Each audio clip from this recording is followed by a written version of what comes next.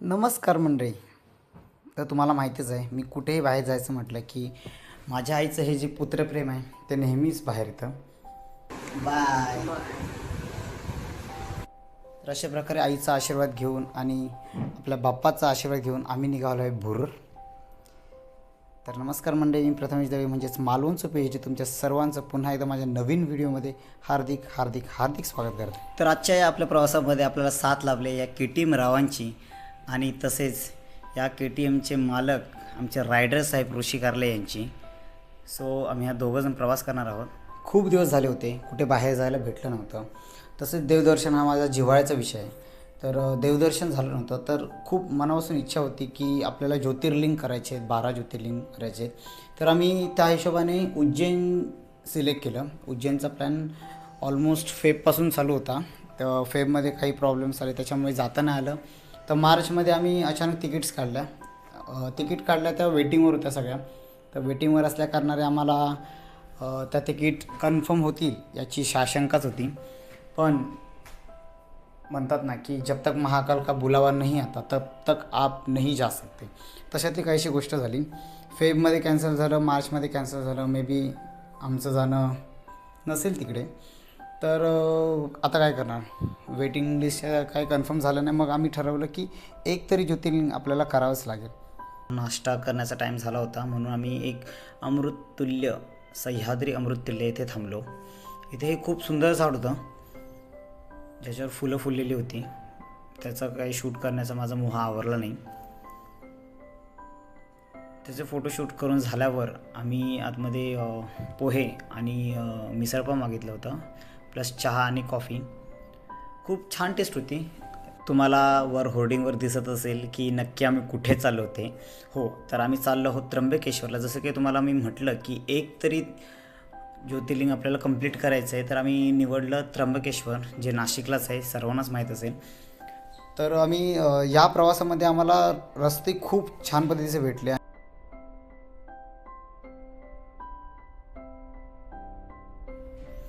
गाव म्हटलं की मी गावाच्या प्रेमात पडतो. तर हे घरं वगैरे बघून खूप खूप खूप मन असं प्रसन्न झालं.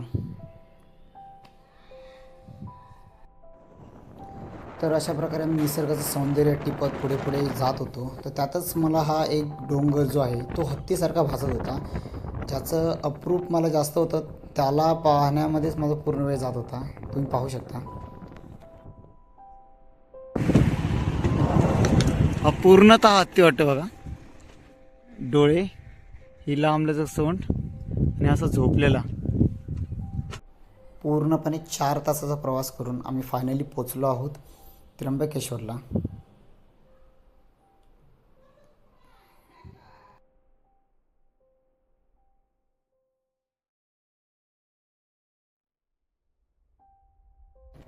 तर फायनली आम्ही अशा ठिकाणी येऊन पोचलो जिथून आम्हाला गाडी पुढे नेता येत नव्हती. तर आम्ही इथेच पार्किंग केली. गाडी पार्क करून झाल्यानंतर आम्ही निघालो आहोत दर्शनासाठी मंदिराच्या दिशेने. तुम्हाला माहिती आहे का मी आज कुठे आलो?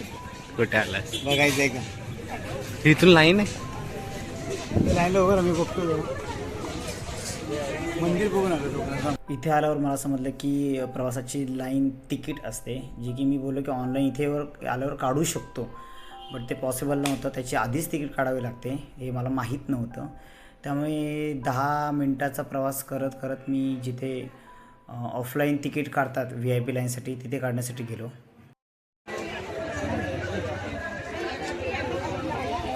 एवढी लाईन फक्त आणि फक्त ऑनलाईन पास न काढल्यामुळे. दर्शनाचे पास नाही काढला आम्ही.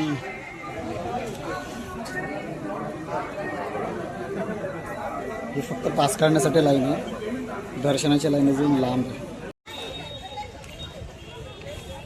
मोठा मोठा मोठा मोठा मॅटर झाला आहे. काय झालं? आम्ही ऑनलाईन पास काढला नव्हता. ठीक आहे, तर ऑनलाईन पास काढणं कंपल्सरी आहे जर तुम्हाला VIP लाईनमधून जायचं असेल तर. आणि नॉर्मल लाईनमधून तुम्हाला 6 ते 7 तास ऑलमोस्ट लागणार. तर मग ऑनलाईन काढला नव्हता. तर इथे गेल्यावर समजलं की लाईन जी लागली ती VIP पासची आहे. मग आम्ही काय केलं की गोदावरी मंदिर आहे तिथे पास काढायचा होता. तर मी ऋषीला बोललो की तू इथे थांब, मी जाऊन येतो, पास काढून येतो. आणि तिथे ऑलमोस्ट अर्धा तासाच्या वर लाईन लावली होती. अर्धा तासाची लाईन लावल्यानंतर मला समजलं की तिथे ज्यांचे पास काढले त्यांना कंपल्सरी तिथे स्वतः उभं राहावं लागतं. तर मग कॉल करून ह्या माणसाला मी बोलून घेतलं आणि दोघांचे पास काढून घेतले. ऑलमोस्ट ना पाऊण तास आपण कसं जाणार पण नाही आम्ही तिथे सेटिंग लावून ठेवली. जिथे आम्ही लाईन लावली होती त्या माणसाला सांगून ठेवलं की आम्ही येतो 5 ते 10 मिनटात, कारण ती लाईन अजिबात हलत नाही आहे. असं समजून येतं की तिथे 2 ते 3 तास ऑलमोस्ट लागतील आहेत. ठीक आहे. तर आता जिथे लाईन लावली तिथून पास घेण्याचं अंतर ऑलमोस्ट 10 ते 15 मिनटाचं आहे. सो खूप डिफिकल्ट आहे आणि ही माहिती आम्हाला नव्हती म्हणून मी आता इथे शेअर करतो आहे. जर तुम्ही त्र्यंबकेश्वरला येत असाल तर ऑनलाईन पास नक्की काढून घ्या, कारण इथे पास काढायलाच ऑलमोस्ट भरपूर मोठे लागते. आणि 2000चं लिमिट आहे. हां, आणि ऑनलाईन पास सक्सेस झाला तरच या, कारण गर्दी खूप असते सॅटर्डे संडेला हे त्यांच्याकडून समजले. आणि याची डोळा मी पाहतोय सुद्धा. अजून एक गोष्ट माझ्याकडनं सांगायची राहिली. तिथे फिजिकल माणूस म्हणजे स्वतः का लागतो, तर त्याचं रिझन आहे बायोमेट्रिक आणि फोटो लागतो. हे स्वतः फोटो इथे हा बघा माझा फोटो आणि माझं बायोमेट्रिक केलं आहे त्यांनी. जे की आधार डिटेल्स ऑटोमॅटिकली याच्यावर येतात वाटतं. पण फोटो आणि 200 रुपये फक्त कॅश लागते. ऑनलाईन जर काढलं तर तुमच्याकडे PDF येते आणि ते जर तुम्हाला काढायचं तर कंपल्सरी कॅश लागते. कॅश नसेल तरी तुम्हाला भेटणार नाही आहे पास. सो या दोन गोष्टी लक्षात ठेवा. जेवढी माणसं तिथे लाईनला असली पाहिजेत बायोमेट्रिक करण्यासाठी आणि पास काढण्यासाठी. धन्यवाद.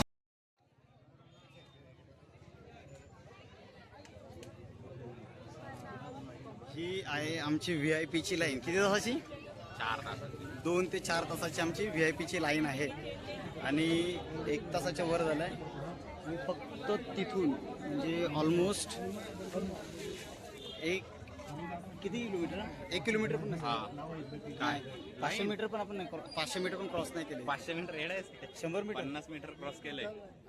ते पण 1-1.5 तासामध्ये. बघा एंट्री केली आम्ही आतमध्ये त्या लाईनच्या इथून. तुम्ही पाहू शकता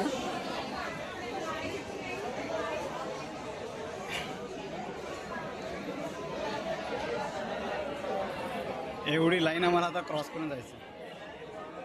हे दोघं कुठून आले आम्हाला नाही. लाईन जरी खूप मोठी असली तरी महादेवांना भेटायची जी इच्छा होती ती त्याहूनही अधिक होती आणि महादेवाचं दर्शन आम्हाला असं भेटायचंही होतं. दुपारच्या दरम्यानही महादेवाला भोग दाखवायचा टाईम झाला होता. तर वरूनच अनाऊन्समेंट झाली होती की सर्व भाविक भक्तांनी बसून घ्यावे, कारण ऑलमोस्ट 15 ते 20 अर्धा तासाच्या वर टाईम जाणार होता आणि तोही गेलाच. 1 तास ऑलमोस्ट गेला आमचा. त्यानंतर मग लाईन पुढे सरकली. परत पुन्हा अर्धा तासा टाईम झाला तर आमचे महाशय झोपून होते. चल चालू झालं. उचलती बॅग.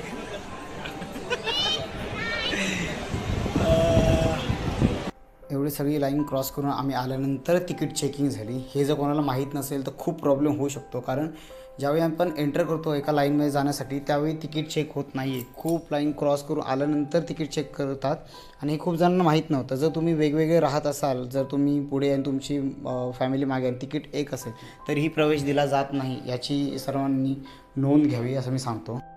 फायनली त्र्यंबकेश्वर मंदिराच्या इथे हे पाडू नकोस, घेऊ नको. पानी चाहिए तो रखा है उधर देखो. हे लाईनी आहे रे बाबा.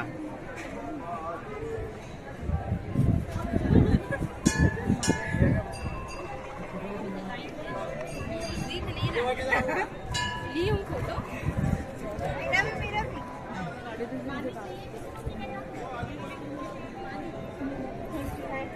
समुद्र पाय जोडून दे, मस्त वाटेल. अरे यार, अरे यार, मी काय करू?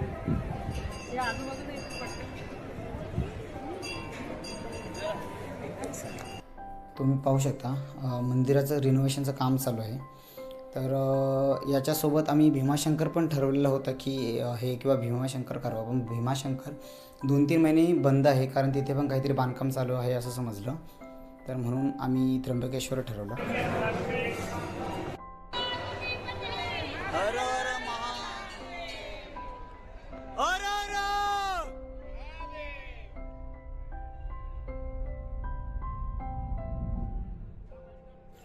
इथली एक गोष्ट मला खूप आवडली की इथे मंदिराचं दर्शन खूप चांगल्या पद्धतीने घेता येतं आणि बाहेर तुम्हाला बसायलासुद्धा ते लोक बसू नका असं म्हणत नाही, तुम्ही जेवढा वेळ पाहिजे तेवढा वेळ बसू शकता. आणि अशा प्रकारे मंदिराचं दर्शन घेऊन आम्ही बाहेर निघालो. तर बाहेर तुम्ही पाहू शकता गर्दी आतमध्ये खूप असली तरी बाहेर तेवढी गर्दी वाटत नव्हती.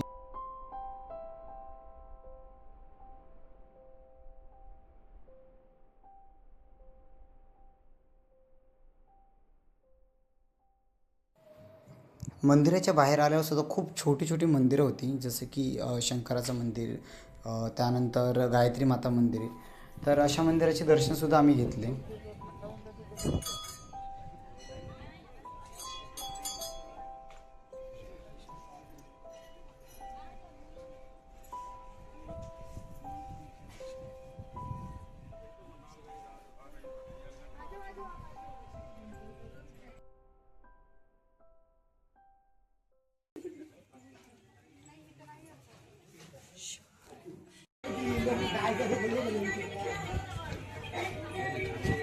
ना आतमध्ये तसं नाही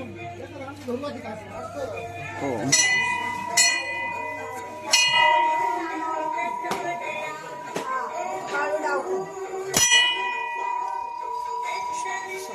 सॉरी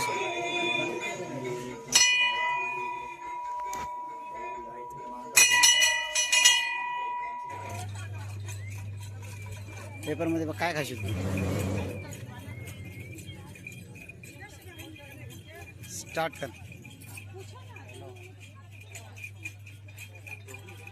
माशांना खायला घायला 10चे 11 गोळे. या माणसाने पहिला टाकला, एक पण नाही आलं. नाव माय टर्न. नाही आले, तोडून टाका.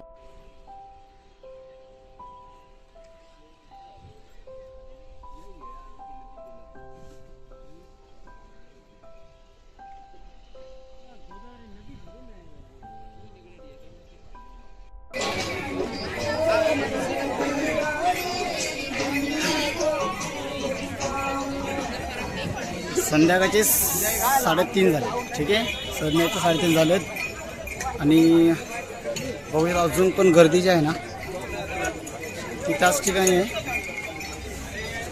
संडे असल्या कारणाने खूप खूप खूप गर्दी होती. तर अशा प्रकारे आमचं दर्शन घेऊन झालेलं आहे. आता 3:30 वाजलेत आणि आम्ही इथं निघालो आहोत. तर आजचा दिवस पूर्णचा पूर्ण वेळ म्हणजे 4.5 तास आमचे लाईनमध्ये गेले. तर आतापर्यंतचं माझं पहिलं हे 12 ज्योतिर्लिंगापैकी पहिलं ज्योतिर्लिंग झालेलं आहे.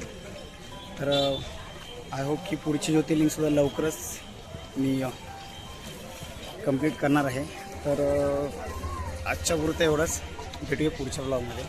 सो आय होप तुम्हाला आजचा व्हिडिओ खूप आवडला असेल तर नक्की लाईक करा, शेअर करा आणि सबस्क्राईब करायला विसरू नका. सो आता आमचा परत बाईकवरचा टास्क चालू होणार आहे 3 ते 4 तासाचा आणि अजून लंच पण करायचं बाकी आहे. सो बाय, भेटूया पुढच्या व्हिडिओमध्ये.